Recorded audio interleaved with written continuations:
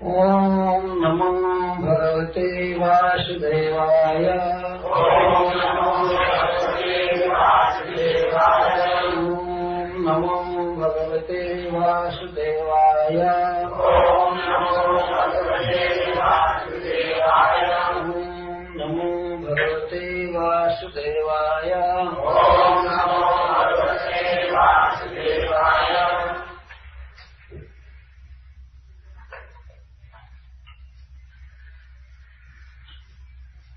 तो वृंदावन में प्रवेश करके श्री कृष्ण किस तरह लीलाएं किया करते थे उसका अतिदेशम आह,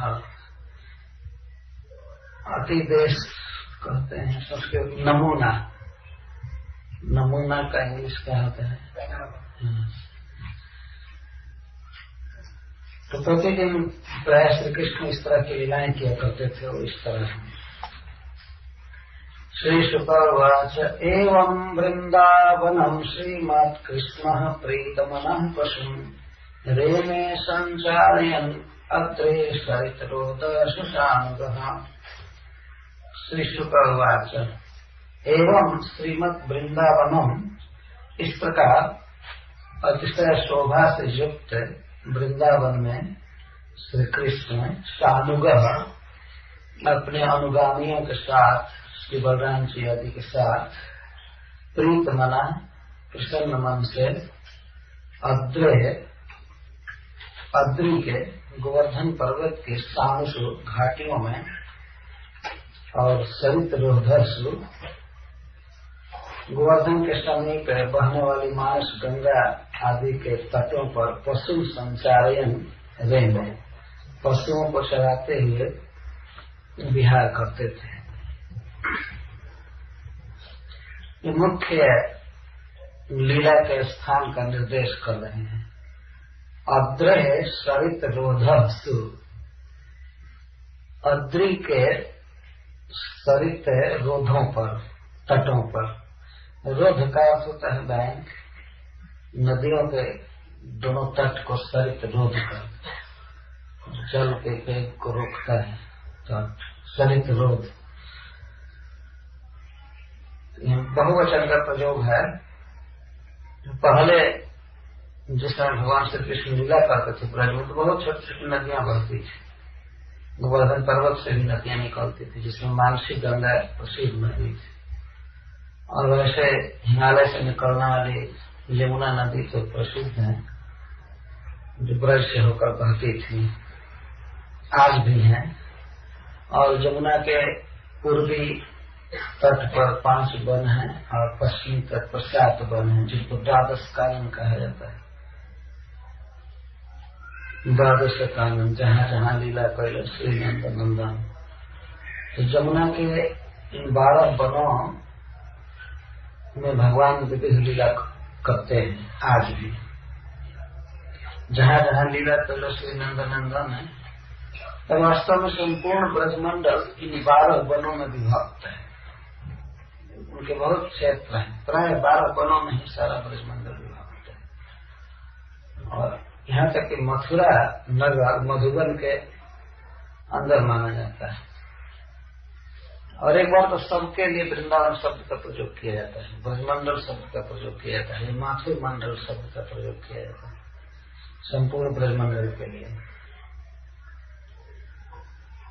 तो सुंदर वृंदावन में श्रीमद वृंदावन शब्द का प्रयोग है। श्रीमत, श्री का अर्थ है सुंदरता, मत माने युक्त वाला। परम सुंदर वृंदावन में श्री कृष्ण पशुओं को चराते हुए इस तरह रमते थे, और विशेष करके गोवर्धन के तलहटी में और मानसी गंगा आदि के तटों पर किस तरह वे विहार करते थे इसका वर्णन करते हैं। क्वचित गायति गायत्सु मतान्धालिस्वनुव्रत उपगीयमान चरित श्रद्वी संकर्षणान्वितः। क्वचित कस्मिंश्चित् प्रदेशे कदाचित इति वा। क्वचित का अर्थ होता है किसी किसी स्थान पर अथवा कभी कभी श्री कृष्ण भावों के साथ गाने लगते थे। मदांध आलिसु गायत्सु सत्सु गायती। भौरे कहीं कहीं गाते थे फूलों पर बैठ करके, तो श्री कृष्ण उनके स्वर में स्वर मिलाकर, उनके स्वर का अतिक्रमण न करके उनके साथ गाने लगते थे जगह जगह। प्राय चलते से चलते थे भौरे की तरफ थोड़ा थोड़ा धन धन धन धन धन धन हम लोग भी गाते थे, और बच्चों से कहते थे तुम लोग भी गाओ, अधिक मत बोलना, कम मत बोलना, मिला करके गाने लगते थे। आज भी देखा जाता है गांव के बच्चे, विशेष करके वन में रहने वाले लड़के जब वन में जाते हैं गाय चराने, भैंस चराने, तो इस तरह से गाते हैं भौरों के साथ, पक्षियों के साथ। और कोयल के साथ तो प्राय देखा जाता है। आजकल कोई भारतवर्ष में जाकर देखे, प्राय कोयल कुहू करती रहती है, पीछे से बच्चे उसी का अनुकरण करते हैं। और कभी कभी तो ऐसा भी देखा गया है कि बच्चों के गाने से कोयल और निरंतर गाते रहते हैं कू कू कू कू ऐसे करते रहते हैं। तो श्री कृष्ण भी इस तरह की लीला किया करते थे। पहले भौरों के साथ गाने का वर्णन कर रहे हैं, और आप क्रिया समझ रहे हैं। संस्कृत की यह भूतकालीन क्रिया का प्रयोग नहीं है, वर्तमान क्रिया का प्रयोग है, मतलब प्रेजेंट टेंस में है, गायती। इससे यह सिद्ध होता है कि यह नित्य लीला है भगवान की। सुखदेव गोस्वामी जब कथा कह रहे हैं तो ऐसा नहीं कह रहे हैं कि कृष्ण गाते थे, कृष्ण गाते हैं, ऐसा प्रयोग करते हैं। क्वचित गायती,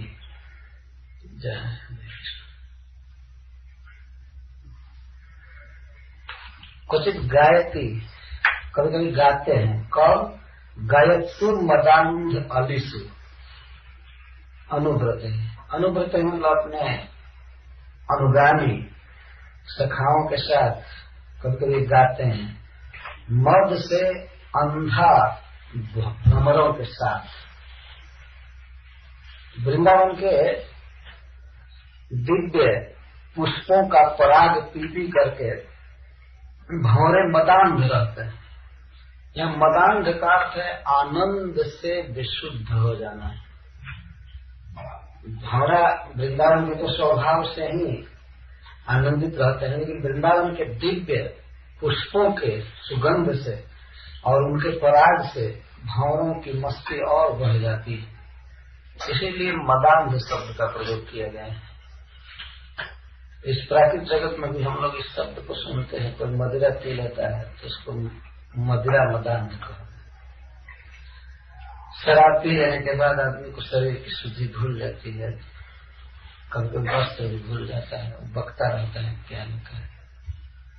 लेकिन यह आनंद जनित अज्ञान नहीं है, इसमें आनंद नहीं है।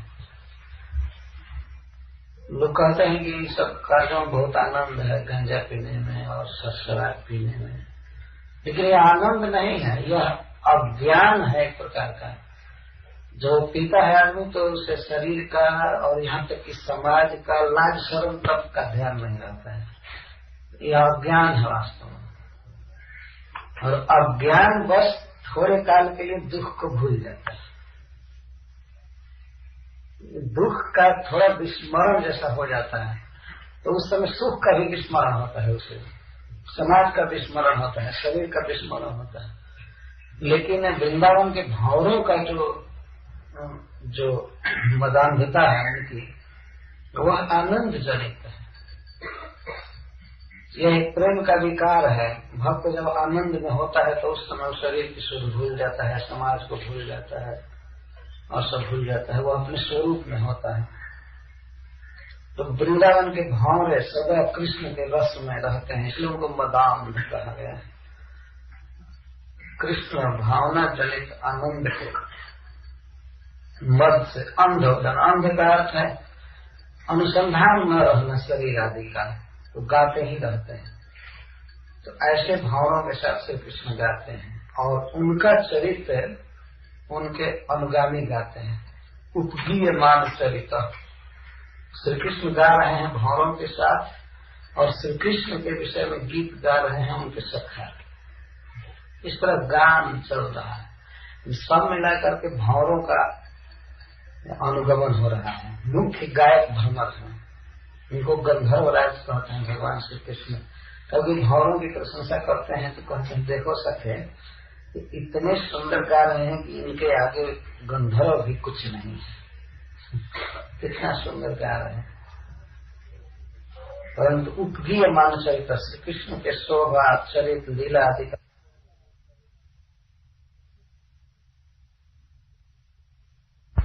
और स्वर्गवी कहते हैं मालाधारी, पुष्प माला वाले। श्री कृष्ण का एक नाम ही है वनमाली, हमेशा पुष्प की माला पहनते रहते हैं। और वृंदावन में जब प्रवेश करते हैं तो वृंदावन की अधिदेवी योग माया वृंदा देवी क्षण क्षण में नई नई मालाएं अर्पित करती रहती है, या सखा भी नया नया माला बनाते रहते हैं, धारण कराते रहते हैं। तो इसलिए रघुवी अलग से शब्द दिया जा रहा है। माला वाले, विशिष्ट मालाधारी। श्री कृष्ण वृंदावन में हजारों माला एक दिन में धारण करते हैं। सखा एक बना कर लाता है, कहता है हमारी माला धारण करो। और गोपी जन छिप करके आती हैं वन में तो वे भी भगवान श्री कृष्ण को माला अर्पित करती हैं, राधा रानी अर्पित करती हैं, योग माया अर्पित करती हैं, वृंदा देवी अर्पित करती है। और प्रत्येक वृक्ष चाहता है कि हमारे पुष्प की माला धारण करें, लताएं चाहती हैं हमारे पुष्प की माला धारण करें। तो इस प्रकार निरंतर माला उनकी बदलती रहती है, नई नई माला धारण करते हैं। और जो भी लीला कर रहे हैं उसमें संकर्षण साथ में है, श्री बलराम साथ में, गाने में, नाचने में। तो इस प्रकार वृंदावन में गोचारण करते समय श्री कृष्ण की एक आसक्ति देखी जा रही है गान में। भौरे उनका जस गा रहे हैं और भौरे जैसे जैसे गा रहे हैं श्री कृष्ण वही गा रहे हैं। इसका मतलब अपनी कीर्ति गा रहे हैं। श्री कृष्ण भी अपने कीर्तन में आसक्त है। हरे कृष्णा कृष्णा कृष्णा हरे हरे, हरे राम राम राम। तो यह है भगवान के कीर्तन का आनंद। वे अपने कीर्तन का आनंद स्वयं लेते हैं, इसीलिए श्री कृष्ण को आत्मा राम कहते हैं। श्री कृष्ण जो आनंद लेते हैं वो अपने आप में आनंद लेते हैं। हम लोगों का जो सुख है मायाबद्ध दशा में, वो हमारा अपना सुख नहीं है। जैसे हम लोग बाहर की हवा से आनंद लेते हैं, भोजन से आनंद लेते हैं, बाहर के लोगों से आनंद लेते हैं, वो हमारा अपना आनंद नहीं है।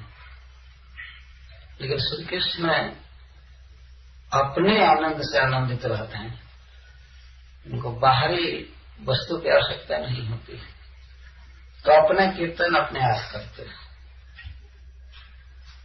इसीलिए एक ग्रंथ है कवि कर्ण बिलवंगल ठाकुर के द्वारा लिखा हुआ, जिसका नाम है कृष्ण कर्णामृत।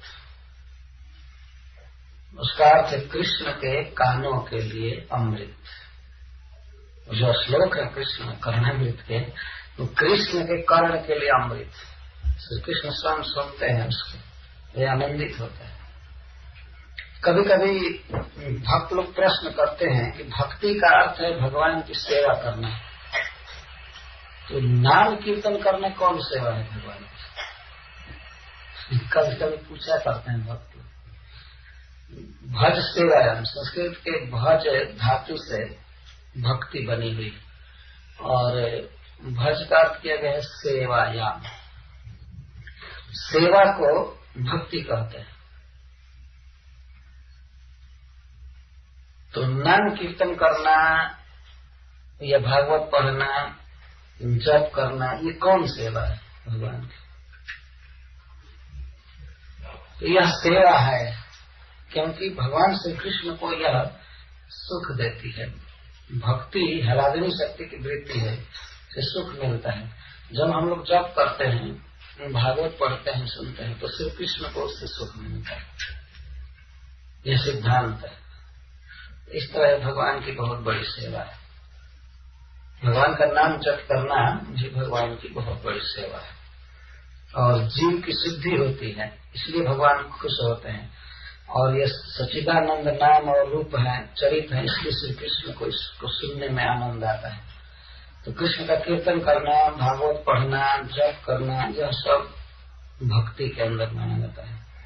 इसीलिए तो भक्ति में पहले श्रवण है, श्रवणम कीर्तनम विस्मय स्मरणम पाद सेवनम, यह भक्ति है। इससे श्री कृष्ण को सुख मिलता है। अच्छा, अनु जलपति जलपंतम कल वाक्य सुखम क्वचित, क्वचित जलपंतम सुखम कल वाक्य अनु जलपति। कहीं कहीं तोते बोलते हैं, सुगा बोलते हैं, तो सुगा के बोलने के साथ ही टे टे उनके समान कृष्ण बोलते हैं। आप लोग सुने हैं ना सुगा का बोलना, किसी किसी घर में सुगा रखे जाते हैं, सुख है। और श्रीमद् भागवत के वक्ता है सुख, इनका नाम सुख था। क्यों सुख नाम इनका पड़ा? सुखदेव गोस्वामी की बोली तोते के समान मधुर और अच्छी है, इसीलिए इनका नाम दिया गया सुख। और कुछ आचार्यों का कहना है कि राधा रानी के सुख है नित्य लीला में, वही अवतार लिए थे श्रीमद् भागवतम कहने के, इसलिए उन्हें सुख कहा गया। श्री शुकावाच। तो सुख एक पक्षी होता है, हरे हरे पंख वाला, और बहुत सुंदर बोलता है सुख। तो सुख पक्षी जैसे जैसे बोलते हैं, तो कभी कभी उससे भी अधिक सुंदर वाक्यों में श्री कृष्ण जलपंतम जल्पना करते हैं। अनुजलपति, ये सब जगह वर्तमान क्रिया का प्रयोग है। अनुजलपति तो क्वचित सवल्गु कूजंतम अनुकूजति कोकिलम, और कहीं कहीं कोयल मनोहर स्वर में कुहू कुहू शब्द करते हैं, तो उनका अनुकरण करते हुए श्री कृष्ण कूजते हैं और उनको भी डिफीट कर देते हैं, पराजित कर देते हैं। तो कोयल से भी अधिक मधुर बोलते हैं, कभी सुगा के साथ बोलते हैं, कभी कोयल के साथ बोलते हैं। क्वचित च कलहंसा नाम अनुकूजति कूजितम, और कहीं कहीं कलहंस राजहंस कूजते हैं, किसी सरोवर में बोलते हैं, तो उनकी बोली का अनुकरण करते हैं। अभिनृत्यम नृत्यम बर्हिणम हास्यम क्वचित, और कभी कभी मयूर नाचते हैं तो उनके साथ वे भी नाचने लगते हैं। मयूर अपना पंख फैला करके नाचते हैं, तो श्री कृष्ण अपना पीताम्बर फैला करके नाचने लगते हैं। इस तरह अनुकरण करते हैं, और इतना सुंदर नाचते हैं कि हास्यम क्वचित, उनका उपहास तक कर देते हैं, मतलब मयूर से अधिक सुंदर नृत्य करते हैं, ये कहने का आशा है। मयूर का नृत्य आप लोगों ने देखा होगा, पंख को चारों तरफ ऊंचा करके और ऐसे नाचते हैं, खास करके जब आकाश में मेघ छाते हैं, तब मेघ गरजते हैं, तब मयूर नाचने लगते हैं। ब्रज में वृंदावन में बहुत मयूर है, आज भी बहुत मयूर है, और बरसाने में जहाँ तहाँ जाने पर कभी कभी नाचते हुए देख सकते हैं, खास करके बरसात में प्राय हम लोग देखते हैं नाचते हुए मयूर। तो श्री कृष्ण इतना सुंदर नाचते हैं, मोरों की नकल करते हैं, उनसे भी अधिक सुंदर लगते हैं। मैं गंभीरया वाचा नाम भी दुर्गान पशु क्वचित दाव्यति प्रत्या गोगो पार मनुज्ञया। कभी कभी ऐसा होता है कि जब पशु दूर चले जाते हैं तो श्री कृष्ण उन्हें पुकारते हैं बांसुरी में, और कभी कभी बिना बांसुरी के, हे श्यामली, हे धवली, हे सुरभि, इस तरह गौओं का नाम रख रख कर पुकारते हैं। कैसी वाणी से? मेघ गंभीर आवाज, मेघ का गर्जन आप लोग सुनते हैं, बादल जिस तरह गरजता है, इतने ऊंचे ध्वनि में बुलाते हैं गौओं को, बहुत मधुर और ऊंची आवाज में, मेघ गंभीर आवाज। और श्री कृष्ण की वह बोली गौओं और गोपों को बहुत मनोज्ञ लगती है, बहुत मधुर स्वर से पुकारते हैं। इस तरह भगवान की बोली नित्य लीला में क्या क्या श्री कृष्ण करते हैं, उसको थोड़ा सा दिग्दर्शन करा रहे हैं। इसको स्थाली पाक न्याय कहते हैं संस्कृत में। स्थाली का अर्थ होता है बटलोही, बर्तन जिसमें भात बनाया जाता है, में खीर बनाया जाता है। तो उस बर्तन के एक चावल को छू करके देखा जाता है पक गया, तो एक चावल पक गया है तो उससे पूरा अनुमान कर लिया जाता है पूरा चावल पक गया। और एक चावल को छू कर नहीं देखना पड़ता है ना, एक चावल छू लेने से पता चल जाता है। तो इसको स्थाली पाक न्याय कहते हैं। सुखदेव गोस्वामी एक दिन की, और वह भी एक दिन की लीला में एक चावल छू रहे हैं।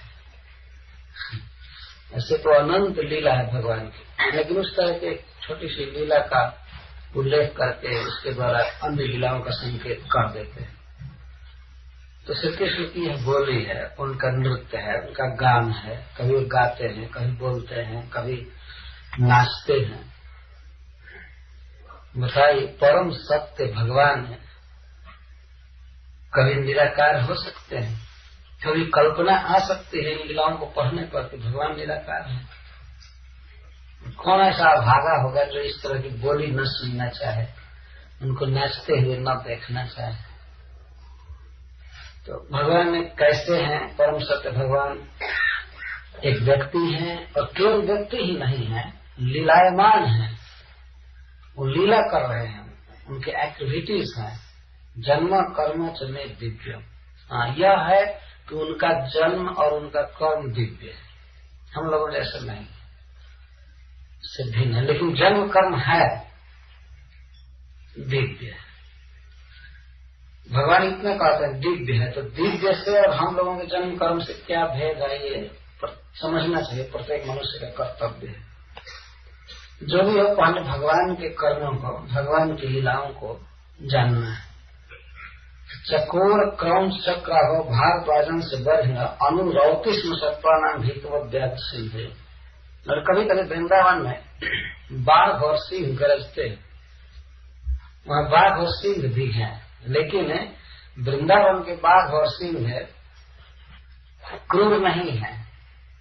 एक जगह वर्णन आया हुआ, श्री कृष्ण चूंकि वहाँ रहते हैं, इसलिए वहाँ के सभी जीवों में परस्पर प्रेम होता है, एक दूसरे पर आक्रमण नहीं करते हैं। परंतु फिर भी कुछ पशुओं का स्वभाव होता है कि वो बाघ के गरजने से या सिंह के गरजने से बहुत भयभीत हो जाते हैं। पक्षी, चकोर, चक्रवा, भारद्वाज आदि पक्षी होते हैं। जब बाघ गरजता है तो वे लोग भयभीत होकर के बोलने लगते हैं। तो श्री कृष्ण भी बाघ सिंह के गरजने पर जब पक्षी चिल्लाते हैं तो उसी तरह से ये भी चिल्लाने लगते हैं। तो प्रश्न होगा कि बाघ सिंह कौन है जो श्री कृष्ण में भय उत्पन्न कर रहे हैं? वृंदावन लीला में भगवान के भीतर भी भय उत्पन्न करना है, यह तो निश्चित है कि भगवान के प्रिय भक्त ही हैं जो बाघ और सिंह के रूप में ऐसा कर्म करते हैं। भयभीत होना एक श्री कृष्ण को आनंद देता है, यह एक लीला है। वो सचमुच के भयभीत होते हैं।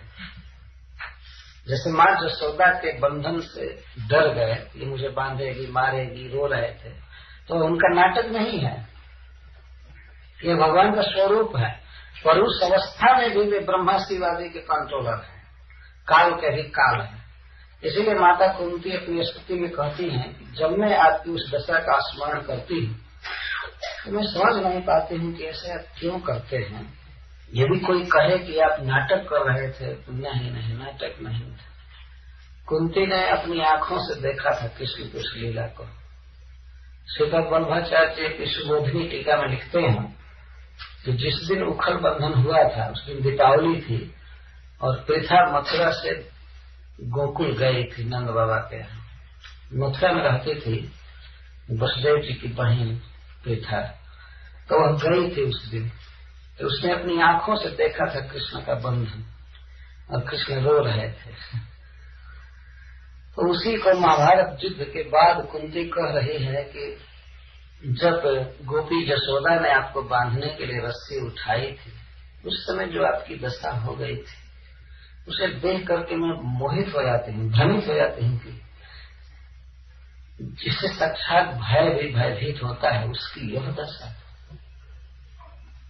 इस समय मैं देखी हूँ कि आप इस विश्व युद्ध का नायकत्व किए हैं, हमारे बच्चों की रक्षा ब्रह्मास्त्र से किए, इससे किए, उससे किए। और एक दिन आप ऐसे थे कि रस्सी उठाने से डर गए, रो रहे थे, ऐसे रो रहे थे कि आपके आंखों में से आंसू गिर रहे थे और आंसुओं से आंख का काजल घुल गया था और आपके गाल पर, हाथ पर काजल लग रहा था। आप सचमुच भयभीत थे।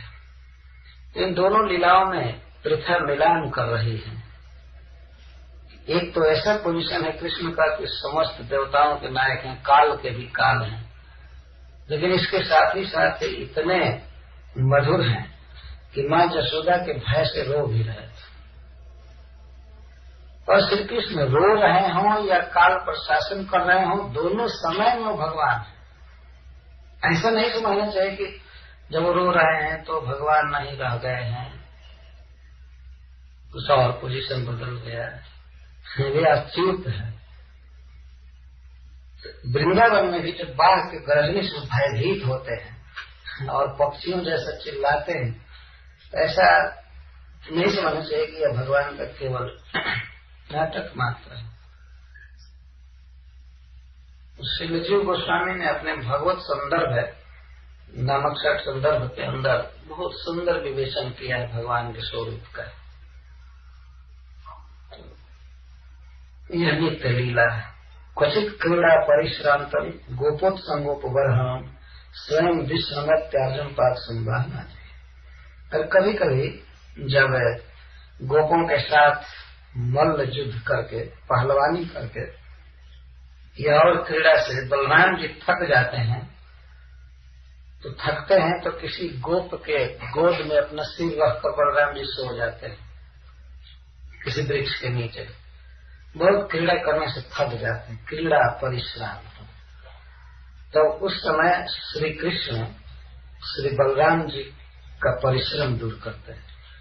पाद संवाहना भी, श्री कृष्ण चरण दबाने लगते हैं, पंखा ढलते हैं, मधुर गीत गाते हैं। इस तरह श्री बलराम जी को श्रम रहित करते हैं। स्वयं विश्रमति अर्जुन, क्योंकि बलराम जी बड़े भाई हैं, तो बड़े भाई की चरण सेवा करना छोटे भाई का धर्म है। शास्त्र भी ऐसा कहता है कि बड़ा भाई पिता के समान माना जाता है और बड़े भाई की पत्नी मां के समान मानी जाती है। तो सेवा कर रहे हैं श्री कृष्ण, चरण सम्मान। स्वयं विश्रमति जो कि थके हैं वे भी, श्री कृष्ण भी थके हैं, साथ में खेले हैं, कूदे हैं, सब किए हैं, लेकिन फिर भी जब बलराम जी पेड़ के नीचे सोते हैं किसी सखा के गोद में सिर रख करके, तो श्री कृष्ण पाद संवाहनाद भी विश्राम चरण दबाते हैं।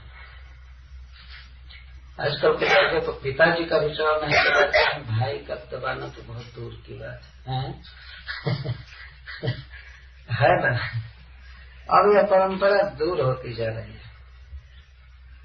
लेकिन पहले के लोगों के जीवन में दैनिक रूटीन था, स्केड्यूल था कि वे अपने से बड़े लोगों का चरण दबाते थे। अभी भी भारतवर्ष में कहीं कहीं यह परंपरा चल रही है। ये सीखने की बात,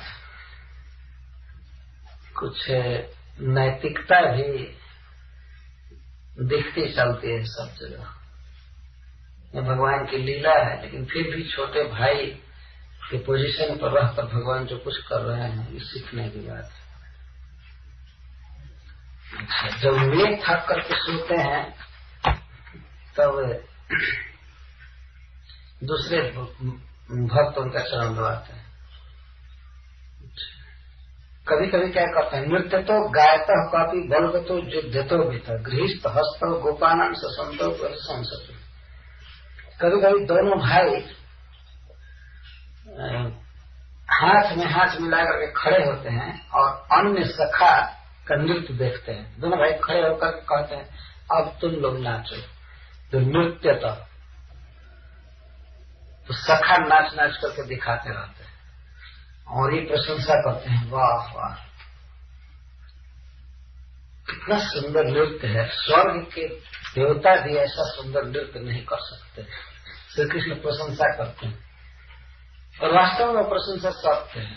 भगवान के पार्षद जितना सुंदर नृत्य करते हैं उतना देवता नहीं कर सकते। गायक को भी और कभी विशेष गीत गाते हैं आलाप ले करके तो भगवान ने प्रशंसा करते हैं। प्रशंसा में कभी कभी व्यंग भी करते हैं, तुम्हारा तो ऐसा गला है कि इससे चित्ररथ गंधर्व भी फेल हो जाते हैं। बहुत सुंदर, बहुत सुंदर। वलगत, वलगत का अर्थ है आलाप लेना विशेष गीत का। और कभी कभी युद्ध करते हैं सखा लोग, पहलवानी आपस में करते हैं, तो आपस में हाथ मिलाकर कृष्ण और बलराम उन सखाओं की प्रशंसा करते हैं और कभी कभी हंसते हैं। क्वचित पल्लव तल्पेषु युद्ध श्रम कर्षिता वृक्ष मूलाश्रय से गोपर संगोप वर्णन। और कभी कभी श्री कृष्ण विश्राम क्रीड़ा करते हैं वृंदावन में। जैसे लोक में चरवाहे थक जाते हैं, काम करते करते खेलते खेलते थक जाते हैं तो विश्राम करते हैं, वैसे ही श्री कृष्ण कभी कभी विश्राम करते हैं। तब श्री कृष्ण के विश्राम लीला का वर्णन कर रहे हैं। क्वचित नियुद्ध श्रम कर्षित, खास करके श्री कृष्ण थक जाते हैं नियुद्ध करने से। नियुद्ध का अर्थ होता है रेसलिंग, पहलवानी। खूब चलता रहता है, गौएं चलती रहती हैं अपनी इच्छा से और वृंदावन में हमेशा खेल गान कभी पहलवानी ये सब चलती रहती है। ये आनंद की लीला। भगवान श्री कृष्ण जब मथुरा गए तो मथुरा में उन्हें चिंता होने लगी। उनके माता पिता कारागृह में थे और शत्रु के नगर में गए, चिंतित थे कि उनकी एक लीला है। वहां की राजनीति का चक्र था, लेकिन वृंदावन में कोई गम नहीं है, कोई दुख नहीं है, आनंद से खेल रहे हैं। तो खेलते खेलते और द्वंद्व युद्ध करते करते थक जाते हैं। युद्ध श्रम कर्षिता, तो वृक्ष मूलाश्रय से किसी वृक्ष के मूल में जड़ के पास सो जाते हैं। कैसे? पल्लव तल्पेषु, पत्तों के बनाए हुए तल्प पर। तल्प का अर्थ सज्जा, शयते अस्मिनिति सज्जा, जिस पर मनुष्य सोता है उसको शयन करते हैं, सज्जा कहते हैं, और उसी को तल्प कहते हैं। तो वृंदावन में श्री कृष्ण जाते हैं गौएं चराने के लिए, तो अपने साथ कोई बिछौना लेकर नहीं जाते हैं, स्लीपिंग बैग और लिया हुआ कुछ भी नहीं। हम पहले सुने स्लीपिंग बैग, सोने का थैला। स्लीपिंग बैग क्या है? वो तमोगुण का थैला है। सोने के लिए एक बैग टांगे चलो। जो भगवान जब गौएं चराने चलते हैं तो सोने के लिए और कोई सामान नहीं रखते, बर्तन नहीं रखते, पानी पीने के लिए, खाने के लिए। कभी कभी तो पत्थर पर खा लेते हैं, खास करके बरसात के दिन में। दही भात है और सब है, साफ धोया हुआ पत्थर है, उसी पर सान करके खाए। और सब कहाँ कहाँ बर्तन बांधे चले, धोया चले, इस तरह खेलना है, बजाना है, तो और सब एक्स्ट्रा बैगेज के रखें, तो प्रतिदिन करना था। यह भी वास्तव में एक सुख है। जब मनुष्य के पास बहुत ज्यादा फालतू सामान न हो तो यह भी कभी कभी बहुत सुख देता है। और जो उच्च कोटि के महात्मा हो जाते हैं, विरक्त हो जाते हैं, तो अपने हाथ को ही पात्र के रूप में काम लेते हैं, इसलिए उनको पर पात्र कहते हैं। जितना हाथ पलट जाता है उतना ही खाते हैं, उसी से पीते हैं, बहुत तरह का बर्तन नहीं रखते। तो श्री कृष्ण इसी तरह से लीला कर रहे हैं। तो वृंदावन के वृक्षों से पत्ते तोड़ तोड़ करके बच्चे तुरंत बेग लगाते थे। और देखिए, संस्कृत का थोड़ा भी ज्ञान जिनको है वो समझ जाएंगे। यहाँ क्वचित पल्लव तल्पेषु, यदि तल्पे शब्द रहता तो उसका अर्थ होता एक वचन, एक सज्जा। तल्पेषु बहुवचन का प्रयोग। इसका अर्थ है कि श्री कृष्ण बहुत सी सज्जाओं पर सो जाते हैं। श्री कृष्ण के हजारों मित्र हैं, सब चाहते हैं कि कृष्ण हमारे बिछौने पर सोए। सभी तोड़ पत्ता बिछाते हैं, सज्जा बनाते हैं, तल्प बनाते हैं, और 4-5 ग्रुप होता है भक्तों का, सखाओं का। वो सोचते हैं श्री कृष्ण हमारे तल्प पर शयन करें, कोई सोचता है हमारे तल्प पर शयन करें। अलक्षित रूप से श्री कृष्ण उस समय अपना स्वरूप विलास प्रकट करके और सबकी सज्जाओं पर सो जाते। परंतु एक ग्रुप के सखाओं को ऐसा ही लगता है कि हमारे पास कृष्ण सोए। इस तरह सबकी इच्छा पूरी करते हैं, और उस समय कोई उनका चरण दबाता है, कोई गीत गाता है, कोई कुछ करता है, किसी के गोद में सिर रहता है श्री कृष्ण का। इस तरह सब लोग गाते हैं, सुखी होते हैं। यहाँ पर इस लीला का संकेत किया गया है। क्वचित पल्लव तनुपेश, कभी कभी श्री कृष्ण सोते हैं बहुत सी सज्जाओं पर। बहुत सी सज्जाओं पर कुछ और संकेत कर रहा है। इसे इस लीला का संकेत है। इसके साथ ही साथ इसके द्वारा एक और लीला का संकेत है। श्री कृष्ण गोचारण करते करते थक जाते हैं तो किसी किसी गहवर निकुंज में चले जाते हैं। निकुंज में जहाँ श्री राधा आदि गोपियां आती हैं, और वे भी श्री कृष्ण को सज्जा पर सुलाकर उनका चरण संवाहन करती हैं, पंखा झोलती हैं, सुखी करती हैं। बहुत सी सज्जाओं का प्रयोग किया गया है कुछ सोच समझ करके। क्योंकि श्री बलराम जी के लिए जब प्रयोग हुआ तो बस एक सज्जा का प्रयोग हुआ। सज्जा शब्द का प्रयोग ही नहीं है वहां, ताकि किसी गोप के उत्संग को बरहन तकिया बना करके और बलराम जी सो गए। लेकिन श्री कृष्ण के सोने का वर्णन किया गया है पल्लव तल्पेशु, पत्तों की सज्जाओं पर शयन की। एक व्यक्ति बहुत सी सज्जाओं पर तो शयन करेगा नहीं, लेकिन ये है श्री कृष्ण की विशेषता, सब जगह प्रकट होते हैं। और वैसे भी देखिए कितने मंदिर हैं पूरे ब्रह्मांड में। ब्रह्मा जी भोग लगाते होंगे अपने घर में, लक्ष्मी जी भोग लगाती हैं, सब भक्त भोग लगाते हैं। टाइमिंग भी सब कहीं लगभग रहता है, पर श्री कृष्ण सब खा जाते हैं, खाते हैं ना।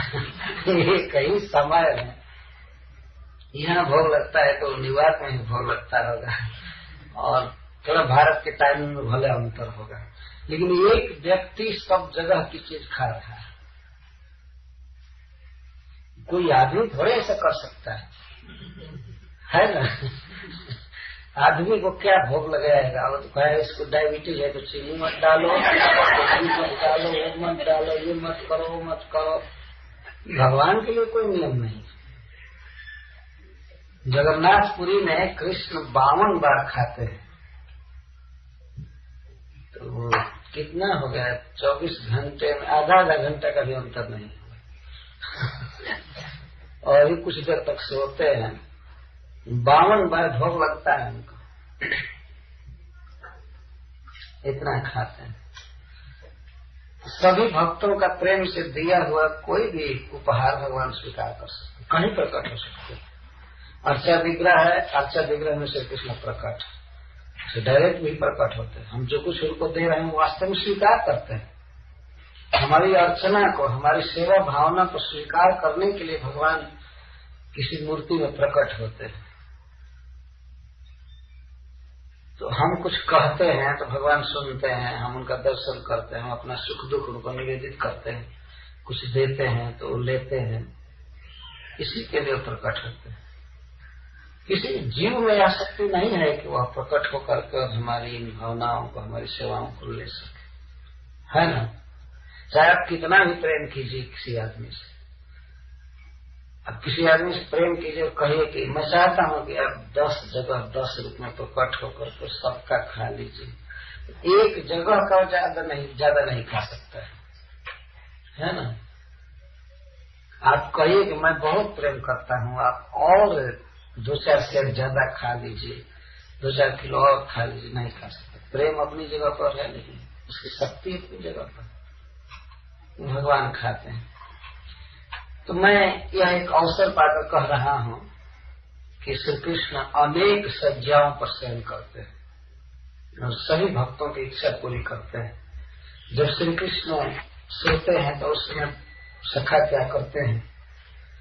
पाद संवाहनम चक्रु के चित्तस्य महात्मनः। कोई कोई सखा उनका पाद संवाहन करते हैं, कोई कोई पाद संवाहन करते हैं। अनेक सज्जाओं का वर्णन है और एक जगह पर 5 या 6 ऐसे सखा लगे हुए हैं सेवा करने के लिए।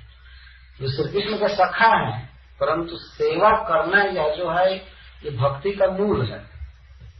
यशोदा जी सेवा करती हैं, राधा रानी सेवा करती हैं, मधुमंगल सेवा करते हैं, नंद बाबा सेवा करते हैं। सेवा करना, श्री कृष्ण को सुखी करना, ये सबका सार है। माँ यशोदा दूसरे तरह से सुखी करती हैं, राधा रानी दूसरे तरह से सुखी करती हैं, लेकिन सब श्री कृष्ण के सेवक हैं। ये निश्चित समझना चाहिए। कभी कभी लोग भावुकतावश कह देते हैं कि श्री कृष्ण की राधा रानी सेविका नहीं है। कभी कभी मैं ऐसा सुना पाता हूँ, वो सेविका नहीं है। हमने क्या है? तो प्रिया है। प्रिया का मतलब क्या होता है? तो प्रिया आजकल की प्रिया समझ रहे हो, तो सेवा कराने के लिए प्रिया है। श्री कृष्ण उनसे प्रेम करते हैं, लेकिन वास्तव में श्री राधा रानी श्री कृष्ण की दासी है। ये निश्चित समझना चाहिए। लेकिन कृष्ण से वो इतना प्रेम किए, इतना प्रेम किए हैं कि श्री कृष्ण स्वेच्छा से उनके अधीन रहते हैं, परंतु वह अधीनता उनके भक्ति के कारण अधीनता है। स्वरूप से श्री कृष्ण किसी के अधीन नहीं है। सारी शक्तियां कृष्ण के अधीन है। हलादनी शक्ति है राधा रानी, वो कृष्ण के अधीन है। चाहे स्वरूप शक्ति हो, संवित शक्ति, संधिनी या हलादनी या माया शक्ति या तटस्थ शक्ति, सारी शक्तियां कृष्ण के अधीन है। कृष्ण शक्तिमान है। इन शक्तियों का स्वरूप है कि कृष्ण के अधीन रहेंगे, कृष्ण की सेवा करेंगे। तो चाहे वो यशोदा रानी हो या नंद महाराज हो, चाहे राधा रानी हो, सभी कृष्ण के दास दासी है। ये सिद्धांत है। श्री कृष्ण सेव्य है, प्रभु है। ऐसे प्रेम के वश तो माता यशोदा से भी डर रहे हैं। माँ यशोदा डांटती है या खिलाती है तो खाते हैं, सुलाती है तो सोते हैं, परंतु इसका अर्थ यह नहीं हो गया कि श्री कृष्ण स्वरूप से दास हैं। श्री कृष्ण सदा ईश्वर है। ईश्वर परम कृष्ण सच्चिदानंद विग्रह अनादिरादि गोविंद सर्व कारण कारण।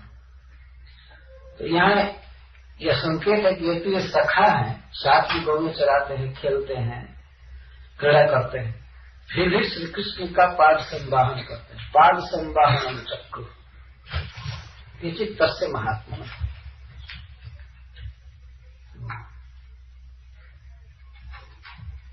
पाद संवाहनम चक्रु और अपरे हत पाप मानो व्यजन सम बीजन। और कुछ सखा व्यजन से, पंखा से हवा करते हैं। वो पंखा भी घर से नहीं ले गए हैं, वृंदावन के वृक्षों के पत्ता से वो पंखा तुरंत बना लिए और कई मिलकर के पंखा करते हैं। इस तरह से पंखा झलना एक सेवा है कृष्ण की। कुछ चरण दबा रहे हैं, कुछ पंखा झल रहे हैं। अन्य तदन रूपाणी मनोज्ञानी महात्मा गायन कृष्ण महाराज स्नेह क्लीन दिया समय। और कुछ सखा ऐसे हैं जो उस शयन लीला के अनुरूप मधुर गीत गाते हैं, जिससे श्री कृष्ण को निद्रा आ जाए। सुख से अगर मधुर कंठ से गाया जाता है धीरे धीरे तो नींद आती है। श्री कृष्ण को सुलाने वाले गीत होते हैं। आज वृंदावन के ऐसे कई मंदिर हैं जिन मंदिरों में श्री कृष्ण के सोने के लिए गीत गाए जाते हैं, विशेष राग के गीत गाए जाते हैं। हम एक बार गए थे राधा दामोदर मंदिर में, तो हम 2-3 भक्त थे, हम लोग कहे थे हम लोग कीर्तन गाएंगे। तो हम लोग कीर्तन चालू किए तो कुछ लोग मना किए, कहे कि नहीं ईश्वर में नहीं गाएंगे। तो दूसरा व्यक्ति आया, वो पद गान करने लगा। वो कहा कि इस समय ठाकुर जी आराम कर रहे हैं, तो इसलिए उस लीला के अनुरूप गीत गाना चाहिए। यहाँ लिखा गया है अन्य तदन रूपाणी मनोज्ञानी महात्मा ने। उस स्वयं लीला के अनुरूप कुछ सखा गाने लगते थे। किस तरह से गाते थे? गायंती स्व महाराज स्नेह क्लीन धिया समय, स्नेह से जिनकी बुद्धि क्लीन हो गई थी, आर्द्र हो गई थी, कृष्ण के प्रति इतना प्रेम है, अनुराग है कि गाते गाते उनको देखते देखते स्नेह से चित्त द्रवित है और इस तरह से गाते। कि कोई लोग गाते हैं, कोई चरण दबाते हैं, कोई पंखा झलते हैं, कोई इस तरह से। और कुछ सखा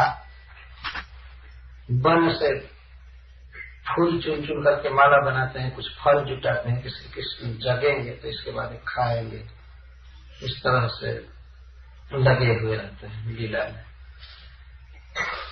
एवं निगूढ़ात्मगति स्वमाया गोपात्मजत्वं चरितैर्विजृम्भन् रेमे रमालालित पाद पल्लवो ग्राम्यै समं ग्राम्यवदेश चेष्टितैः। इस प्रकार इन समस्त लीलाओं का समाहार करते हुए सुखदेव गोस्वामी एक श्लोक में गा गाकर कथा कह रहे हैं कि इस प्रकार अपने स्वरूप को छिपाकर वृंदावन में भगवान लीला कर रहे हैं। अपने को एक गोपात्मज के रूप में प्रकट किए हैं। वास्तव में श्री कृष्ण का नित्य स्वरूप जो है वो है गोपाल स्वरूप, गोपात्मज, और उसे लीला कर रहे हैं। जिनके चरण कमल की सेवा लक्ष्मी जी करती हैं, वे भगवान इन ग्रामीण बालकों के साथ ग्रामीण लीला करते हुए विहार करते हैं। ग्राम्यवत, जिनके चरण सरोरुह की सेवा करने के लिए ब्रह्मा आदि तरसते हैं, चरण सेवा जल्दी मिलती नहीं है, वे भगवान यहाँ आकर श्री बलराम जी की सेवा करते हैं और खेलते हैं, गाते हैं, नाचते हैं, कूदते हैं। आज भी गांव के लड़के जब गौ चराने जाते हैं तो विविध प्रकार का खेल करते हैं, ज्यादा समय उनका खेलने में दिखता है। अब तो धीरे धीरे चरागाह कम होने लगे, इसलिए गौओं को चराने में दिक्कत बढ़ती जा रही है। पहले वन था सब जगह, गांव के पास भी काफी चरागाह रहते थे, तो गौओं को चराने में कोई कठिनाई नहीं पड़ती थी, इसलिए चरवाहे प्राय खेला करते थे। और ये तो वृंदावन है, तो वृंदावन में ऐसा नहीं है किसी के खेत में गौ पड़ जाएंगी, किसी की फसल खा जाएंगी, ये हो जाएगा, कोई चिंता नहीं। तो प्राय श्री कृष्ण का समय खेलने में दिखता था। तो इस प्रकार एक गांव के लड़के जैसे लीला करते हुए विहार करते थे। ये प्रथम अध्याय के रूप में रहता है।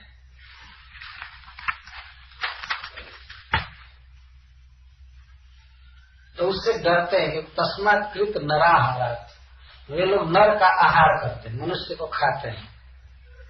जब मनुष्य को खाते हैं तो कौन ऐसा मनुष्य होगा जो साहस करेगा वहां जाने का? जो फल खाने जाएगा और उसी का आहार हो जाएगा, ये खा जाए तो कौन जाएगा? तो हे कृष्ण, हे शत्रुओं का वध करने वाले, हे अमित्रहान, मनुष्य की तो बात छोड़ दीजिए, पशु तक नहीं उस वन में जाता है, घास सब ऐसे ही पड़े हुए हैं, पशु नहीं जाते, पक्षी तक नहीं जाते हैं, पक्षी भी फल खाते हैं वो भी नहीं जाते हैं। पशु पक्षी विवर्जित, पक्षी संघ विवर्जित, न पशु जाते हैं न पक्षी जाते हैं, आदमी की बात तो दूर है। तो वहां के फल को आज तक कोई नहीं खाया। विद्यंते अभुक्त पूर्वाणी, अभुक्त पूर्वाणी, पूर्व में कोई भी फल को नहीं खा सका है। फलानी सुरभीच, और तुम सूंघ करके देखो कितनी सुगंध आ रही है। तुम ध्यान दे करके देखो, कृष्ण से कहते हैं देखो उधर की हवा आ रही है, तुम जरा सूंघो, ध्यान दो, कितनी सुगंधित वायु आ रही है, उन फलों में कितनी सुगंध है। ये सब है सुरभि गंधो विशिष्ट चुनाव कृत, देखो सुगंध चारों तरफ फैली हुई है और हमारे नाकों में बहुत सुंदर लग रही है उस सुगंध के कारण। तो भगवान श्री कृष्ण ने कहा तो सबके बाद तुम्हारी इच्छा क्या है? क्या चाहते हो? तो कहते हैं प्रेक्षता न उसमें गंध लोभित चेतसा, हमारा चित्त ताल फल के गंध से लोभित है। जिसकी गंध इतनी सुंदर है उसका स्वाद कितना अच्छा होगा। जब दूर से गंध इतनी अच्छी लग रही है तो स्वाद कितना अच्छा होगा। इसलिए हमारी इच्छा है, हे राम, हमारी इच्छा है कि आप वहां चलो, और यदि रोचते, यदि आपको अच्छा लगे, यदि आपको ऐसी लीला करने में रुचि हो, उसका वध करके और फल देने में, तो चलिए। वांछास्ति महती राम गम्यता में विरोचते, आप चलिए यदि आपको अच्छा लगे तो धेनुकासुर को मार करके और हमें फल दीजिए खाने के लिए।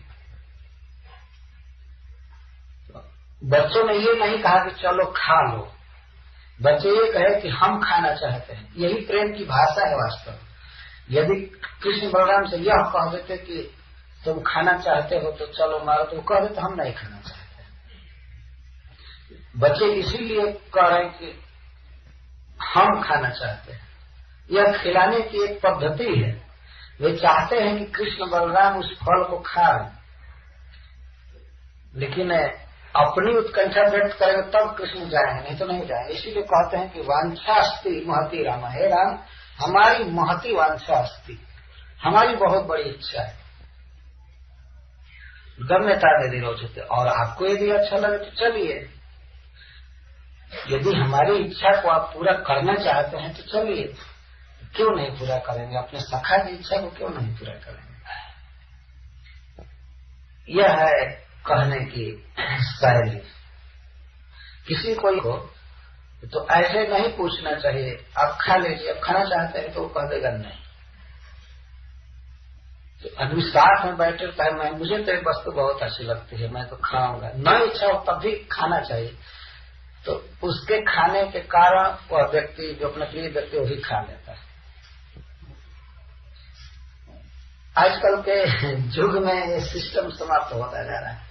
उसका आगे खाना चाहते हैं तो नहीं, अच्छा ओके ठीक है।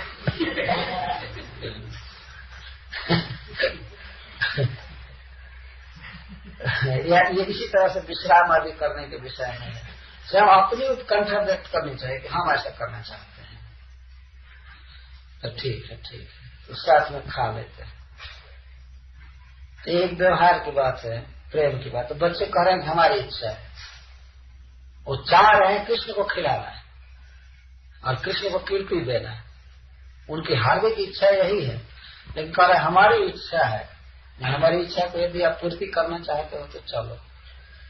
एवं सुहृद बचा श्रुत्वा सुहृद प्रिय चिकित्सया प्रहस्त जगमतुर गोपेर वृत काल बनम करो। तो अपने सुहृद के मित्र की यह बात सुनकर उनका प्रिय करने के लिए प्रियम कर्तुम इच्छया हंस करके दोनों प्रभु कृष्ण बलराम चले। हंसे और कहे हाँ चलो चलो चलो हम तुमको फल देंगे खाने के लिए। सुहृद प्रिय चिकित्सा शब्द है।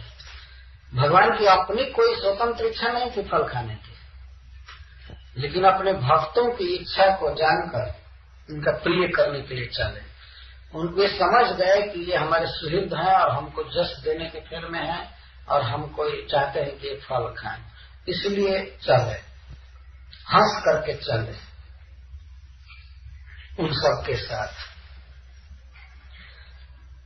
तो जहां पर इतने विकराल भयानक असुर रहते थे गधा के रूप में, उस वन में एकाएक चले जाना एक साधारण बात नहीं थी। तो सब बच्चे जो पीछे पीछे चल रहे थे और श्री कृष्ण भी ऐसे चल रहे थे, पीछे थे, लेकिन श्री बलराम जी साहस किए और आगे आगे गए।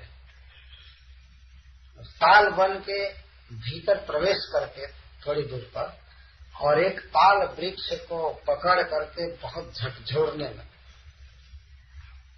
बल प्रविश्य बाहुभ्याम तालन संपरिकंपयन फलानी पापयानास्तम मत वृत इव जैसा। जैसे कोई मतवाला हाथी किसी वन में प्रवेश करे और किसी वृक्ष को झकझोरे, इस तरह बलराम जी कई ताल वृक्षों को एक साथ पकड़ लिए। ये तालन शब्द है बहुवचन में। ताल वृक्षों को पकड़े और बाहुभ्याम अपनी दोनों भुजाओं से सम परिकंपयन, उसको कपा करके झकझोर करके और बहुत सा फल गिरा दिए।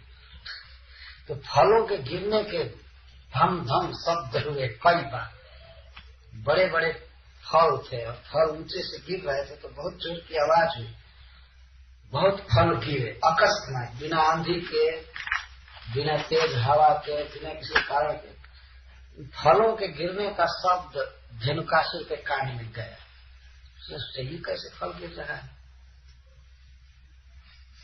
वो बहुत चिंतित हुआ। फलानाम पतताम शब्दम निशम्य असुर रासव, वह असुर गधा, रासव माने गधा, वह असुर जो गधे के रूप में था सुना फलों के गिरने का शब्द। कौन गिराया फल उसको मारने के लिए चला।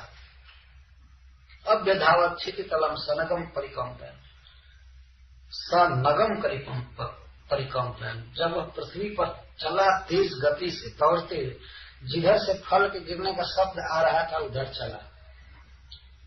इतना भारी गधा था और इतना उसमें उसके चलने में वेग था कि जब वो चल रहा था तो पृथ्वी कांपने लगी पर्वतों के साथ।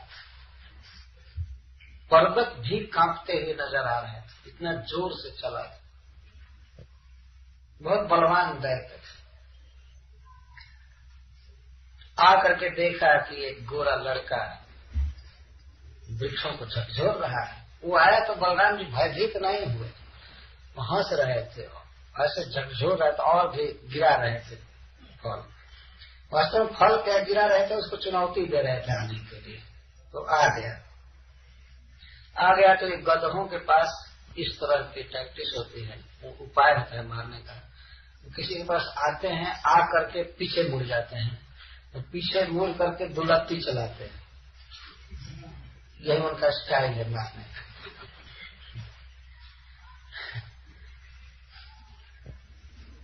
समेत्य तरसा प्रत्यद्वाभ्याम पद्याम बलम बलि निहत्य और सिक्का शब्द मुंचन परिसर खला। सुखदेव गोस्वामी कहते हैं वो खल था, खला दुष्ट। खल शब्द का अर्थ होता है खातम लाती थी खला, जो दूसरों को गड्ढे में डाले उसको खल कहते हैं। इसका अर्थ ये है कोई मनुष्य किसी मनुष्य को पकड़ करके और उसके साथ गड्ढे में गिर जाए और यह सोच करके कि भले मैं मर जाऊं लेकिन इसके साथ यह भी मर जाए, तो उसको खल कहते हैं। ऐसे वो जानता है कि गड्ढे में गिरूंगा तो मेरे हाथ पैर भी टूटेंगे, चाहे मैं भी मर जाऊंगा, लेकिन कुछ नहीं हो, आखिर ये तो मर जाएगा ना, जिसको मैं लेकर के गिर रहा हूँ वो मर जाएगा।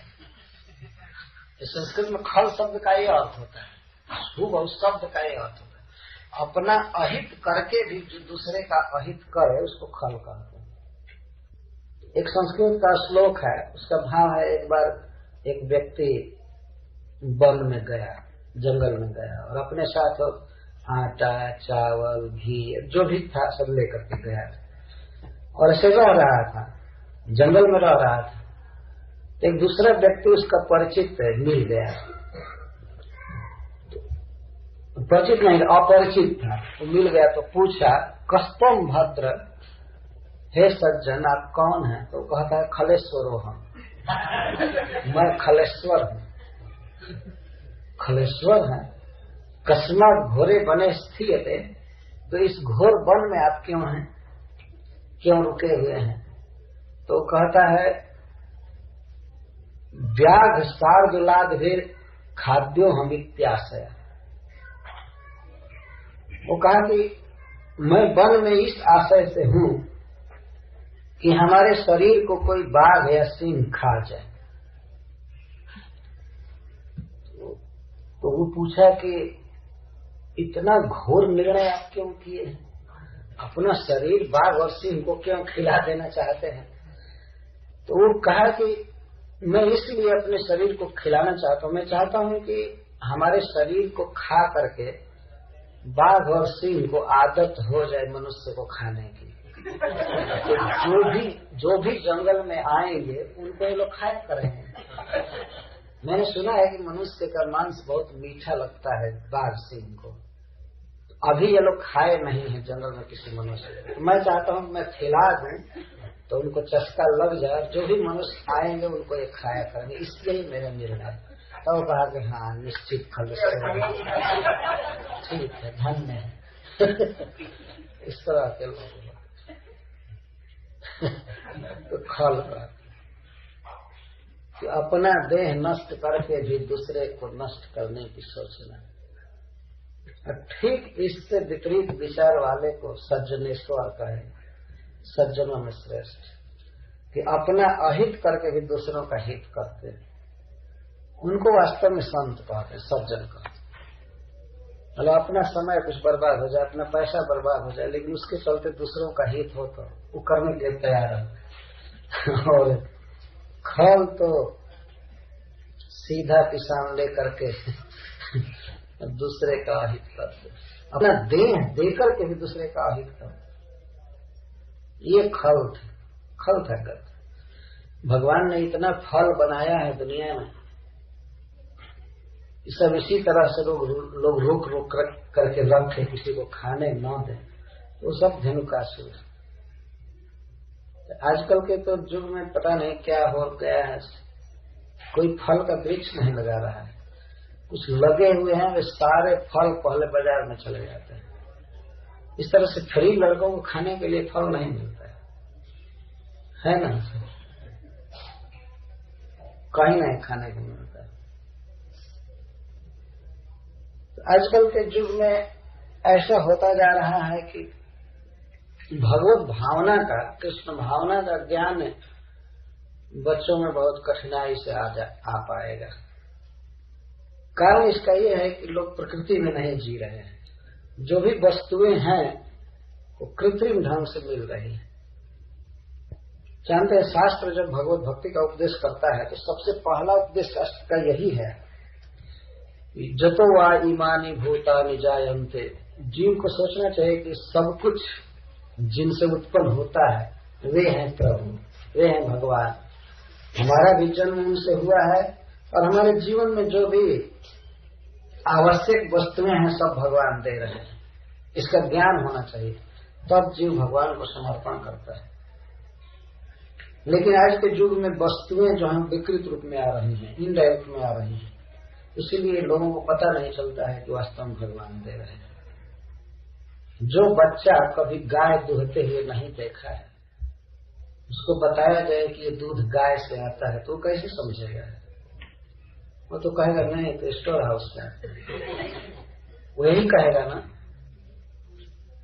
देखा ही नहीं कि गाय कब दूही जाती है, कहाँ दूही जाती है।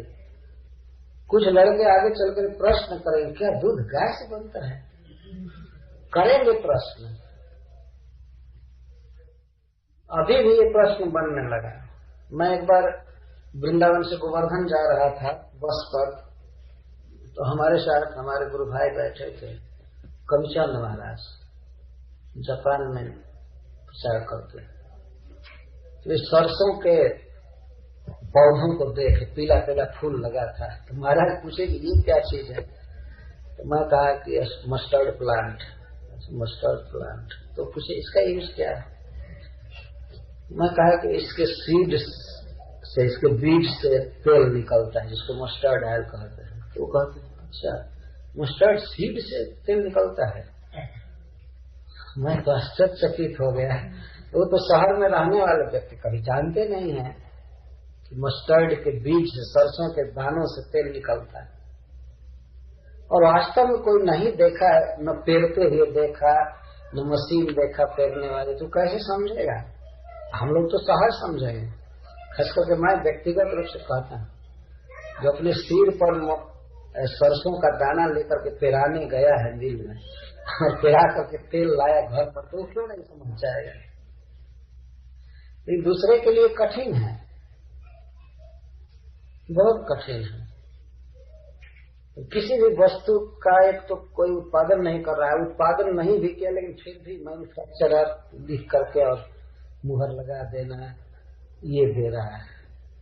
कोई भी चीज पर, इधर तो स्पेशली अमेरिका में कोई भी चीज देखिए तो उस पर मैन्युफैक्चरर का नाम दूसरा लिखा हुआ है, ये लिखा हुआ, वो लिखा हुआ। जैसे इधर देखते हैं ऑरेंज जूस। ऑरेंज जूस तो वृक्ष से बना हुआ है, फल से बना हुआ है, ऑरेंज से बना हुआ है।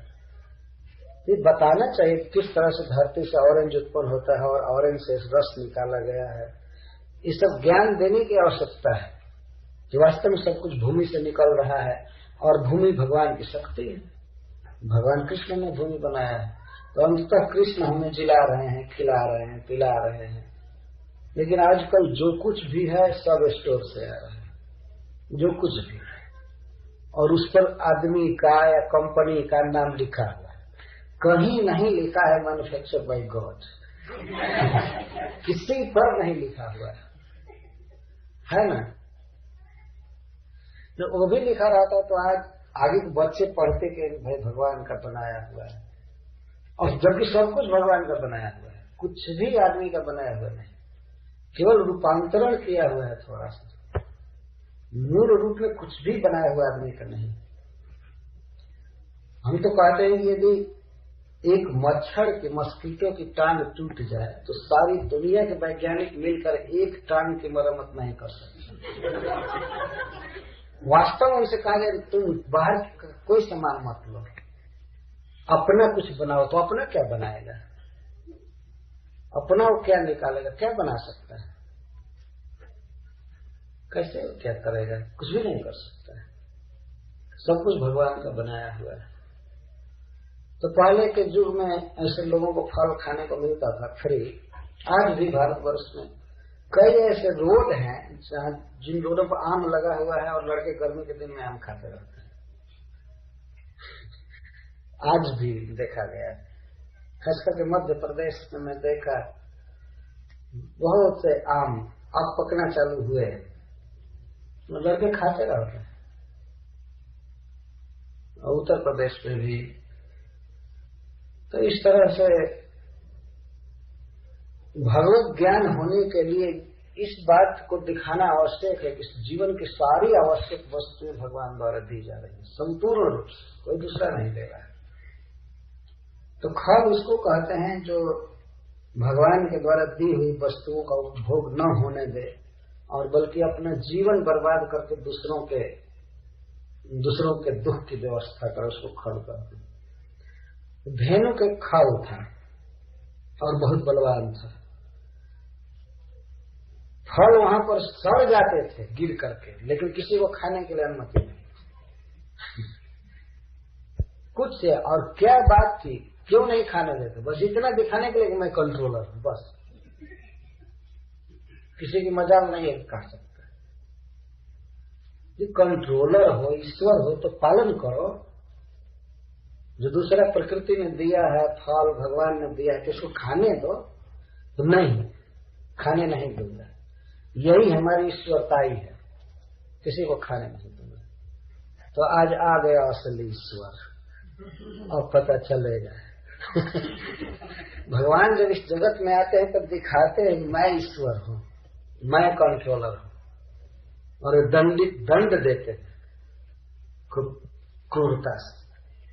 ऐसा नहीं है कि भगवान धर्म का प्रचार करने आवे और उनको ही कोई दंड दे दे इस दुनिया में, उनको ही फांसी पर चढ़ा, तो भगवान ऐसे आएगा नहीं डर कर।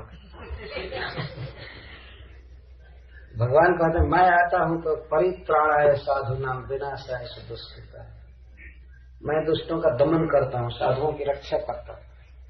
भगवान इस तरह आते हैं, ये भगवान है, कृष्ण भगवान है, इस तरह से आए कि तो आया और श्री बलराम जी के छाती पर दोनों दुलत्ती मारा, पीछे मुड़ करके काश शब्द का अर्थ रेकना, जैसे गधा रेखते हैं, गधे की बोली को रेकना कहता है हिंदी में। और रेका बहुत जोर की आवाज किया और पीछे मुड़ करके दुलत्ती मार बलराम जी के छाती में मारा। पर इस तरफ, लेकिन वो लगा नहीं, थोड़ा दूर पड़ गया। वो मारा लेकिन उस चरण लगा नहीं, फिर चला गया दूर।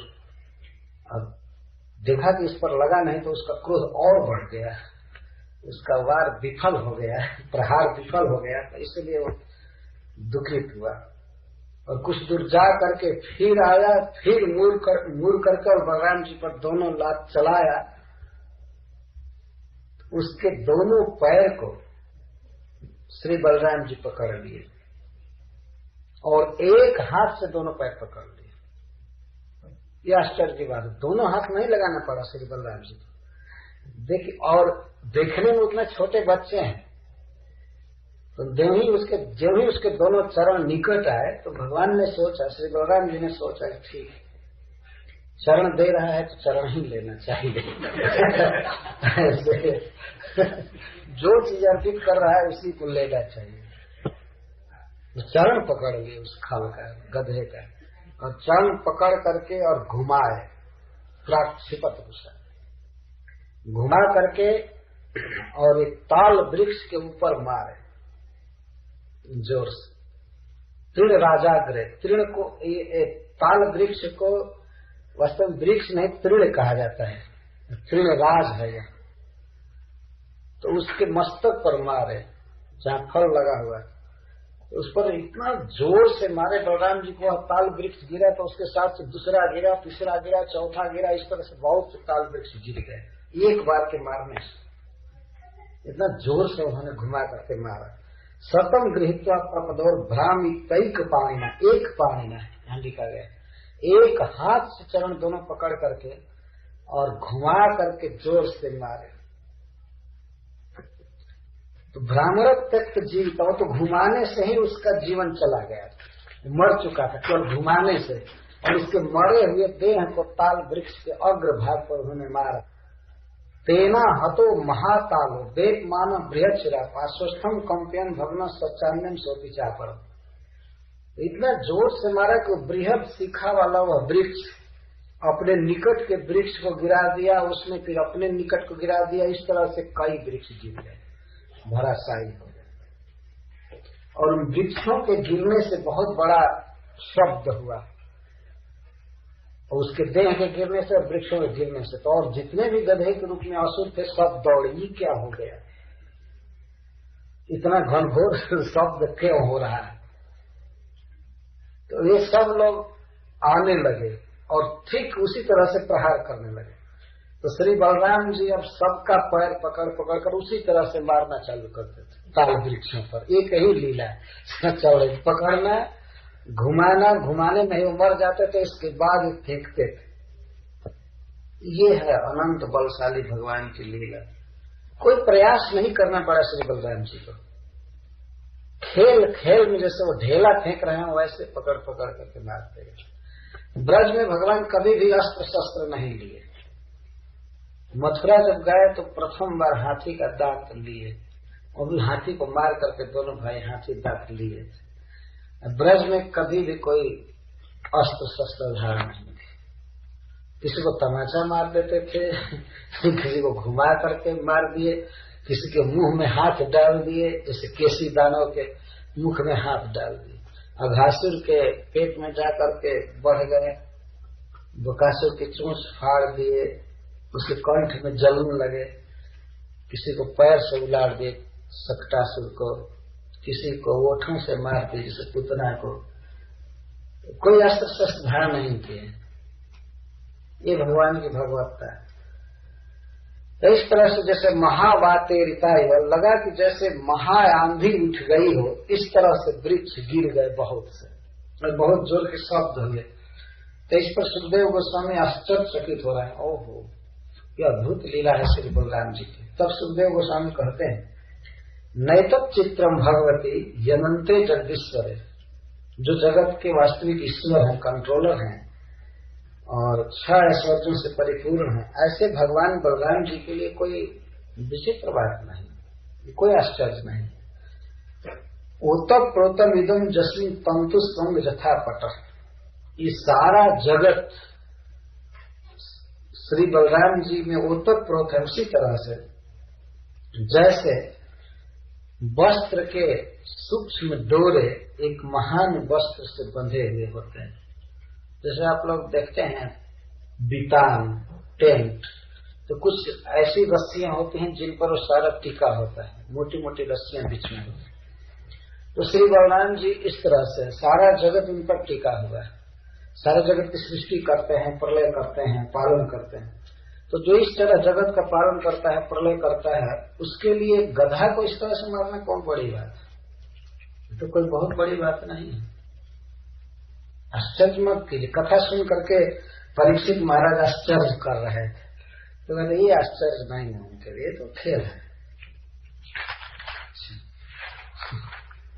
तथा कृष्णम च रामम च ज्ञाते धनकस्य पुष्टार भेद्रोन सर्वे समद्धा बंद। तो और जो उसके बचे हुए बंधु थे वे सब गधा के रूप में आए। तो बलराम जी के पास दूसरे नंबर में नहीं आए, कृष्ण के पास आए। उन गधों ने सोचा कि ये बलराम बहुत बलवान है, ये धनुकासुर को मार दिया तो कृष्ण को मारना चाहिए। तो वे आए, तो कृष्ण भी वही स्टाइल अपनाए जो बलराम जी ने अपनाया था वही। और छोटे छोटे गधे भी आए, वे भगवान के सखाओं पर चलाए दुलाती। तो वे लोग भी बलराम जी का स्टाइल अपनाए। सभी वे सब गधा के रूप में आते थे और दुलती मारते थे। तो भगवान के पक्ष के सभी लोग चरण पकड़ पकड़ कर और वही घुमा घुमा करके मारने लगे। यह बहुत लीला हुई। प्राय सभी सखाओं ने एक दो गधा मारा, सबने मिल करके इस तरह से। तो उधर से वे लोग धनुकासुर की नकल करते थे। ऐसे गधों का स्वभाव भी होता है, उसी तरह से चलाते हैं दुलत। और इधर से भगवान श्री कृष्ण लीला किए, बलराम जी लीला किए, और भी जितने सखा थे सब लीला किए। तांस ताना पत्ता कृष्ण रामश्च मेरे को लीलया गृहित पश्चाचरण प्राहिणो तृणराज। और कोई भी व्यक्ति, कोई सखा कृष्ण या बलराम कोई भी गधा को मारता था तो नीचे नहीं फेंकता था, ताल के वृक्षों पर ही सब फेंकते थे। तो उसको गिराना चाहते थे, फल गिराना चाहते थे। बच्चे कोई ढेला मारते हैं आम गिराने के लिए, वृक्ष में से आम गिराने के लिए कुछ मारते हैं, तो ऐसे मरे हुए गधों से ताल फल गिराते थे इसमें मार करके। सभी यही लीला किए।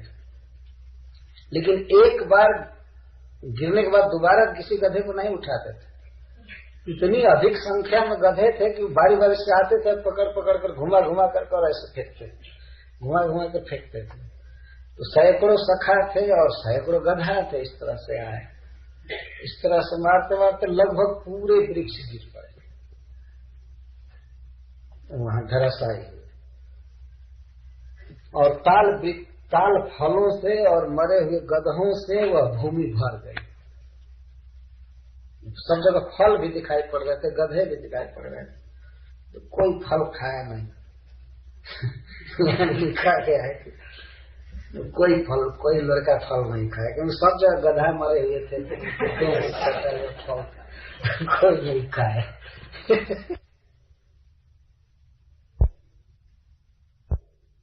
भूमि और मरे हुए गधों के देह से भरी हुई है भूमि, और ताल वृक्षों के अग्रभाग से भरी हुई भूमि ऐसी लगती थी जैसे बादलों से घिरा हुआ नभस्थलम आकाश।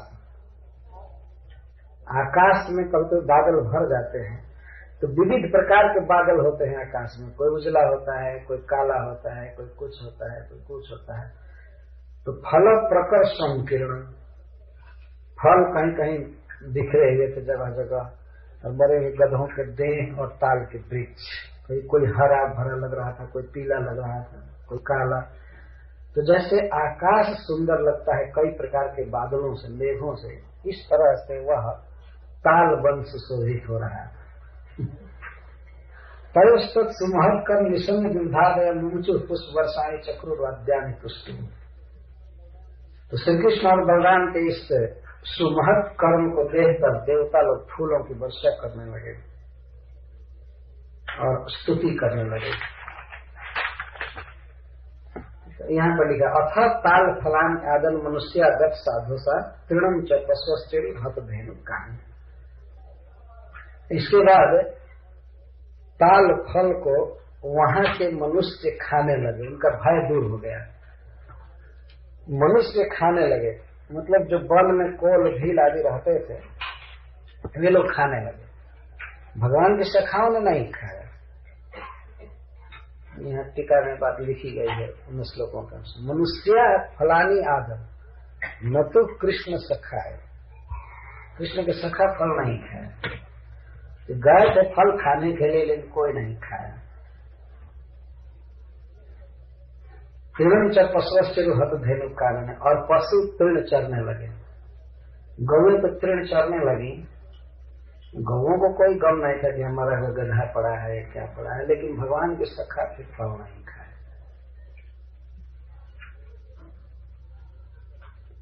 मनुष्य शब्द का प्रयोग है। पुलिंदादय अर्थ करते हैं सनातन गोस्वामी का। वन में रहने वाले पुलिंद वनवासी मनुष्य वो फल खा रहे थे, भगवान के सखा फल नहीं खाए। तो उस समय से उस वन में सब लोग घूमने लगे। अब पशु मनुष्य पक्षी आदि सब घूमने लगे। अब भय चला गया। यह उस दिन की लीला है जिस दिन कृष्ण प्रथम दिन गोचारण करने गए थे। अच्छा, तो अब कृष्ण के ब्रज लौटने की लीला का वर्णन कर रहे हैं। यह एक दिन की विशेष लीला है। प्रतिदिन जैसे शुरू में कहा गया वैसी लीला कृष्ण करते थे और प्रतिदिन शाम को लौटते थे। इसको सांझी लीला कहते हैं। यह प्रत्यावर्तन लीला। जिस तरह वन में जाते थे तो उस तरह लौटते थे, लेकिन लौटते समय गोपीजनों को बहुत सुख मिलता था और वन में जाते समय बहुत दुख होता था। और लौटते समय ब्रजवासियों को दर्शन होता था जो गांव में रहते थे, सामने से देखते थे कृष्ण आ रहे हैं। इसलिए यह आनंद की लीला है। इसका वर्णन अधिक किया जाता है शास्त्रों में। तो कृष्ण कमल पत्राक्ष पुण्य श्रवण कीर्तन स्तूयमानोनुगय गोपैशाग्रजो ब्रजमा ब्रज। गोचारण आदि करके संध्या के समय श्री कृष्ण अपने सखाओं के साथ गौओं के साथ लौट रहे हैं। तो अब सुखदेव गोस्वामी वर्णन करते हैं। कृष्ण कमल पत्राक्ष, कृष्ण की आंखें कमल कर्णिका के समान है, सुंदर नेत्र हैं। अच्छा, पुण्य श्रवण कीर्तन, और उनकी कीर्ति का श्रवण और कीर्तन जो कि अविद्या का नाश करने वाला है। तो अपने सखाओं के द्वारा स्तूयमान प्रशंसित श्री कृष्ण बलराम जी के साथ ब्रज में लौट रहे हैं। ब्रज में लौटते समय श्री कृष्ण के सुंदर रूप का वर्णन करते हैं। तंगो रजस्फुरित कुंतल बद्ध बलहा वन्या प्रसून रुचिरे क्षण चारुहासम वेणु क्वणंतमनुगैरम गीत कीर्तिम गोप्यो दृक्षित दृशो जगमन समेतः। श्री गोपी जनों के सौभाग्य का वर्णन करते हैं, इस लीला का वर्णन कर रहे हैं। तम गो रजस्फुरित कुंतल बद्ध वर, श्री कृष्ण के कुंतल पर केशों पर गायों के खून का रज पड़ा है। इस तरह से श्री कृष्ण लौटते हैं। गौएं आगे आगे चलती हैं, अगर पीछे से श्री कृष्ण चलते हैं तो गौओं के खून से उड़ी हुई रज श्री कृष्ण के केश कलाप पर पड़ी हुई। रज से धूमिल है केश, और सुंदर सुंदर पुष्प गुथे गए हैं केशों में। इसके साथ ही साथ वनमाला पहने और खूब सुंदर दृष्टि है, मंद मधुर मुस्कान है। और इस तरह से वेणु कोणंतम, श्री कृष्ण वेणु का कोणन कर रहे हैं, वेणु वादन कर रहे हैं और सखा उनकी कीर्ति गा रहे हैं। इस तरह से लौटे और गोपियां उनको देखने की लालसा से अपने अपने घरों से निकल करके छत पर चढ़ गई, बाहर आ गई थी देखने के लिए। तो उनका एक एक क्षण करोड़ों करोड़ों युग के समान दिखता था कृष्ण के ब्याह में। इसी प्रतीक्षा में रहती है कि कृष्ण कब लौटेंगे कब लौटेंगे। और यह प्रतिदिन की लीला है।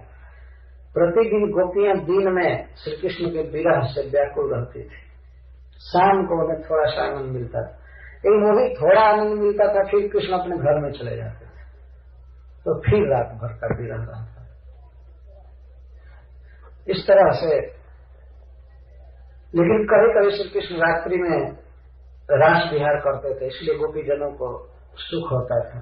बाकी समय में तो विरह में मती रहती थी, तो शाम के समय उन्हें आनंद आता था। उस लीला का वर्णन कर रहे हैं। यह बहुत सुंदर लीला है। जबकि श्री कृष्ण के केश पर गौओं के खुर का रज पड़ा है। सवेरे जाते थे तो सवेरे उनका मुख दिखाई नहीं पड़ता था, पीछे से दर्शन होता था, और अभी धूल उठती नहीं थी उतनी, इसलिए उनके केशों पर धूल नहीं जमी रहती। कुरुक्षेत्र में श्री कृष्ण के केशों पर घोड़ों के टाप से उड़ी हुई धूल रहती है। तुरंत रजो विधुम्र विश्व कचलुलित श्रृंगारगमन कृता, भीष्म पितामह ने वर्णन किया। और वृंदावन में गोरज छिड़क, छिड़क मैंने व्याप्त, गायों के खुद से उड़ी हुई रज व्याप्त रहती है। भक्तजन भगवान की इस शोभा का ध्यान करते हैं अष्टकालीन लीला में, शाम को लौटने के लिए गोपियों के झुंड में खड़े होकर। हिंदी भाषा में एक बहुत सुंदर कवि हुए हैं, वो मुस्लिम थे, लेकिन भगवान श्री कृष्ण की भक्ति में विभोर हो गए। उनको रसखान कहते हैं। हिंदी भाषा पढ़ने वाले लोग जानते हैं। रसखानी जी की कविताएं बहुत प्रसिद्ध हैं भगवान कृष्ण पर। तो ये सांझी लीला का वर्णन किए। एक कविता है उनका बहुत सुंदर, हम लोग कभी कभी उसे गाते थे। इसी श्लोक का उन्होंने अनुवाद किया है। गोपियां देख रही हैं और आपस में वर्णन कर रही हैं, तो वो इस तरह से पद है। गोरज विराजे भाल लहलही बनमाल, आगे गैया पाछे ग्वाल, गावे मृदुता नरी। तो स्पष्ट है शब्द। गोरज विराजे भाल, भाल मनुष्य, गोरज विराजे भाल लहलही बनमाल, और बनमाला बहुत फ्रेश है, बहुत सुंदर लग रही है, तो उस पर भी गोरज पड़ गया है। तो आगे गैया पाछे ग्वाल, गावे मृदुता नरी। गोरज विराजे भाल लहलही बनमाल, आगे गैया पाछे ग्वाल, गावे मृदुता नरी। कोई गोपी बोल रही है। कैसी धुनी बांसुरी की मधुर मधुर वैसी, बंक चितवनी मृदु मंद मुस्कानी रे। देखो देखो कृष्ण की चितवन कैसी है, कैसी मंद मुस्कान है। कदम्ब बीटप के निकट तटनी के आय, आटा चढ़ी चाही पीत पट फहरानी रे।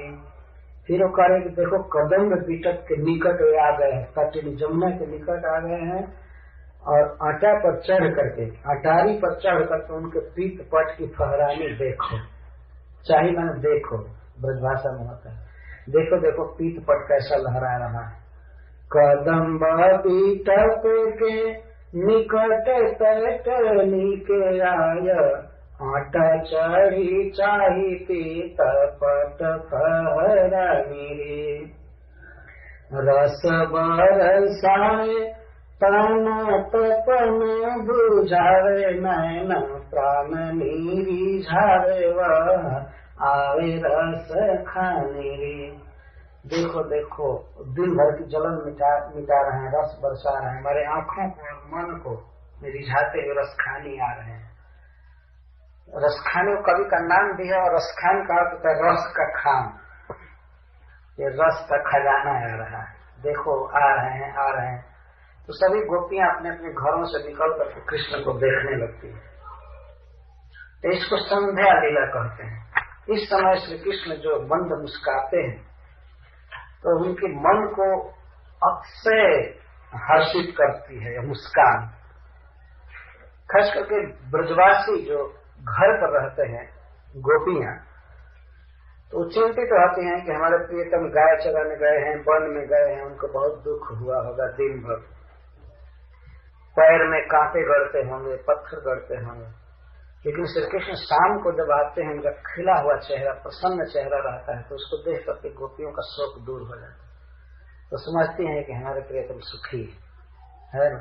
तो श्री कृष्ण अपना आनंद प्रकाशित करते हुए शाम को लौटते हैं, यह दिखाते हुए कि निर्विघ्न हम गौओं को चरा करके आ गए, गौओं पर कोई संकट नहीं आया, वन में गौएं खूब अच्छी तरह से चल चुकी हैं, हम भी आनंद में हैं। इस तरह गाते बजाते हुए ब्रज में प्रवेश करते हैं। और कई ऐसे पशु भी होते हैं जो ब्रज में रहते हैं, गांव में रहते हैं, वन में नहीं जाते हैं, तो उनको हर्षित करते हैं बांसुरी बजा बजा करके, वो सुनते हैं कृष्ण आ गए। नहीं तो सबको चिंता रहती है कि वन में गए हैं, पता नहीं क्या होगा, बहुत शोक में दिन बीतता है। गोपियां तो यहाँ तक कहती हैं कि चलसी जद ब्रजाचारयन् पशुं नलिन सुंदरम नाथ ते पदम शिल तृणांकुरैः श्रीगति नः कलिलता मनः कांत गच्छति। हे कांत, हे प्रियतम, दिन के समय में जब आप गौएं चराने के लिए जाते हैं तो उस समय हमारे हृदय में इतनी पीड़ा होती है कि आपके कमल जैसे सुकोमल चरणों में कांटे चुभते होंगे, पत्थर लगते होंगे। उस समय हमारा मन बेहोश हो जाता है, ये तो रात्रि का समय है, अब रात में कहाँ कहाँ वन में भटक रहे हैं, जल्दी प्रकट हो जाइए, जल्दी आ जाइए। गोपी गीत में गा रही हैं गोपी जन, रासलीला में जब श्री कृष्ण अंतर्हित हो गए तो कहते हैं जब दिन में हमें इतना शौक होता है तो ये तो रात्रि का समय है, आप कहाँ कहाँ भटक रहे हैं, आप जंगल में मत रहिए, आप प्रकट हो जाइए, आप आ जाइए जमुना के पुलिन पर, आप क्यों दुख भोग रहे हैं। इसी को वास्तव में प्रेम कहते हैं। प्रकट रूप से श्री गोपी जनों का कृष्ण से कोई संबंध नहीं था। ऐसा नहीं था कि श्री कृष्ण उनके पति थे और इसलिए चिंता कर रहे हैं, लेकिन इसको प्रेम कहते हैं। श्री कृष्ण वन में चले जाते थे और गोपियां उनके चरण की चिंता कर रही थी, चरण में कांटे लगे होंगे, पत्थर चुभते होंगे, और इसे बहुत दुखी रहती है। इसी को कहते हैं वास्तव में प्रेम, भक्ति। जहाँ प्रेम होता है वहाँ अनिष्ट की आशंका रहती है। अनिष्टाशंकिनी बंधु हृदयानि, कालिदास महाकवि ने अपने ग्रंथ में लिखा है कि बंधुओं का हृदय अनिष्ट की आशंका से भरा रहता है। आप कभी देखे होंगे कोई व्यक्ति किसी को छोड़ने जाता है कहीं ट्रेन पर या परिवहन पर, तो कहता है पहुंचते ही फोन करना, कुछ लिखना, तुम ठीक से पहुंच गए। वो ठीक से तो पहुंच ही जाएगा, कोई एक्सीडेंट होने वाला नहीं है, लेकिन फिर भी बंधु का हृदय है वो मानता नहीं है, आशंका होती है भगवान सुरक्षित पहुंचा दे, ये करे। तो गोपियां इस तरह से जब ही श्री कृष्ण वन में जाते थे उसी समय से आशंका भर जाते थे, पता नहीं क्या होगा। और दूसरे कारण एक और था कि श्री कृष्ण पर अनेक संकट आते थे, कोई असुर आया तो कुछ हुआ, ये हुआ। उस दिन से सबको बहुत भारी शंका हो गई थी जिस दिन बिना आंधी के 2 वृक्ष गिर गए थे। तो गिराया था कृष्ण ने लेकिन कोई इस बात को नहीं माना। कुछ बच्चे खेल रहे थे, उन्होंने कहा कि ये कृष्ण जब खींचा उखड़ को तो उसी से दोनों वृक्ष गिरे। तो ब्रज के लोगों ने उन्हें डांट करके मना कर दिया, चुप रहो। एक हरीश जी कवि है, वो कहते हैं देखो सत्य बोलने वाले को लोग डांट रहे थे। बच्चे कह रहे थे कि इसने जब खींचा उसी समय वृक्ष उखड़े, तो वो लोग मान लिए कि नहीं उखड़े होंगे उस समय, लेकिन उखाड़ा होगा कोई दैत्य, ये नहीं उखाड़ा। ये छोटा सा बच्चा क्या उखाड़ेगा वृक्ष, तो क्या उपाड़ेगा, इसके खींचने से कैसे गिर सकते। तो वृक्ष जब गिर गए बिना आंधी के, तो उसी दिन से बहुत भारी मन में शंका हो गई ब्रजवासियों की, इस बच्चे को मारने के लिए कोई न कोई उपाय ऊपर से हो रहा है, भूत दैत्य दानव कुछ उपाय कर रहे हैं, इसलिए इस स्थान को छोड़कर भाग जाना चाहिए। उपनंद महाराज ने कहा था कि हाँ इस स्थान को छोड़ करके चलें वृंदावन, लेकिन वृंदावन में भी विपत्तियां आती रही हैं और खासकर कृष्ण को मारने के लिए। तो गोपियां सोचते थे जब कृष्ण घर में सुरक्षित है उस समय तो इनको मारने के लिए इतनी विपत्ति आती, ये जा रहे हैं वन में, वन भयंकर स्थान है और इतना सुकुमार हमारे प्रियतम, इतना सुकुमार, इनको कठोर हवा लगेगी, घाम लगेगा, कंकड़ पत्थर चुभेंगे, हम कैसे जिएंगे इसको देख करके सुनकर। वो नहीं चाहते कि किसी की भी गाय चराने जाए। तो इसलिए शाम के समय उनको बहुत आनंद आता था। ऐसे सबको आनंद आता था श्री कृष्ण को देख करके, लेकिन फिर भी गोपी जनों को बहुत अधिक आनंद आता था सबकी अपेक्षा। तो वर्णन करते हैं, पित्वा मुकुंद मुख शारगमक्षि भिंगई तापम जहुर्विरहजम ब्रज जोषित। ब्रज जोषित, ब्रज की नारियां विरहजम तापम जहुर कहनी, दिन के समय जो विरह का ताप था उस ताप से भी मुक्त हो गई। जलन थी हृदय में, कैसे दूर हो गई जलन? मुकुंद के मुख सारग को पी करके, श्री कृष्ण के सौंदर्य को, प्रफुल्लित मुख की शोभा को अपनी आंख रूपी बर्तन से पी करके गोपियों की जलन मिट गई, बहुत सुखी हो गए। और श्री कृष्ण भी अपने नेत्रों के इशारे से उनका स्वागत करके और घर में प्रवेश किया। वे श्री कृष्ण को देख रहे थे और श्री कृष्ण भी हंसते हुए प्रत्येक गोपी पर मुस्कुरा करके, देख करके, कुछ इशारा करके, कुछ संकेत करके और इस तरह स्वागत करते थे प्रतिदिन। ये भगवान की लीला। मैं शुरू में ही नेत्रों से मिलन न किया, किसी संकेत करते थे रास में चलने का, किसी को कुछ। इस तरह से गोपियां श्री कृष्ण के नेत्रों से नेत्र मिला करके परम सुखी हो जाती थी। तो ये श्री कृष्ण के लौटने की लीला है। और अब दोनों माताओं की सेवा का वर्णन कर रहे हैं कि वे दिन भर व्याकुल थी, तड़प रहे थे कि आज कृष्ण बलराम नए गाय चराने गए, उत्कंठित थी कब लौटेंगे। तो तयोर जसोदा रोहिणी पुत्रो पुत्र वत्सले जथा कामम यथा कालम व्यधत्ता, ऐसे खिलाएंगे, ये वस्त्र पहनाना, ऐसे स्नान कराएंगे, ये करेंगे वो करेंगे। दिन भर इसी में व्यस्त थी और विरह से कातर थे। तो जब वे लौटे तो जथा कालम जथा कामम, श्री कृष्ण बलराम की इच्छा अनुसार और उनकी कामना के अनुसार, उनकी इच्छा के अनुसार और काल के अनुसार जो कुछ जरूरी था वो दी, उसी का वर्णन कर रहे हैं आगे। सबसे पहले गताध्वान श्रमौ तत्र मज्जनून मर्दनाद्रि, सबसे पहले स्नान कराएं। दोनों माताओं ने स्नान कराया बच्चों को। आजकल की माताएं शाम को तो स्नान नहीं कराती हैं बच्चों को, ना, वो सवेरे करा दे यही ज्यादा है।